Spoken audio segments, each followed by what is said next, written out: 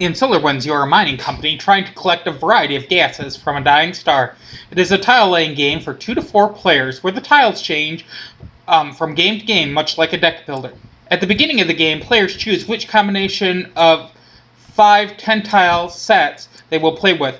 Each set of 10 tiles has a unique mechanic, like a black hole or a special ability. You don't need to learn all the mechanics at once, since you're only introduced to 5 at a time. The base game only has 10 sets, but there are a few other ideas. In SolarWinds, it's less about building big areas than in a lot of different tile-laying games, and more about moving victory points to where you already exist, and the timing thereof. On a turn, players get to choose to take 3 actions. An action can be placing a tile, moving their space stations, moving other stations, activating an anomaly. The main action, though, is, of course, placing the tile. No matter what tile you get, you always have some choice in placement, as seen here.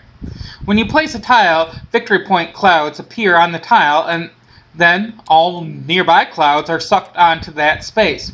Using this simple wave mechanic, victory points can be moved from tile to tile, and you can bring them to where your stations already are. At the beginning of your turn, you can mine all adjacent victory points to your station that you have grabbers pointing to. When you mine, you only get the top color, incentivizing you to put big stacks of the same color on top. Of course, other players might decide to put one of another color on top between turns so that you'll only mine one while they get the big score.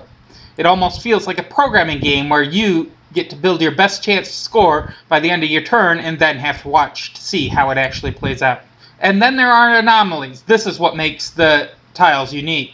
Some of them are permanent effects, like the black hole that sucks in any clouds near it. Others can be triggered by players with actions, such as the reordering anomaly. And some just give one-time bonuses, like the Trinity anomaly, which places extra victory point clouds at once. Knowing which ones do which and how to exploit the synergies keeps players coming back for more games. The game ends when one color of clouds runs out.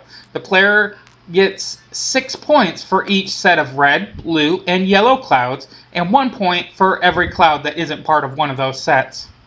For more information about the game, please contact Richard at 64ouncegames.com. Thank you for your time.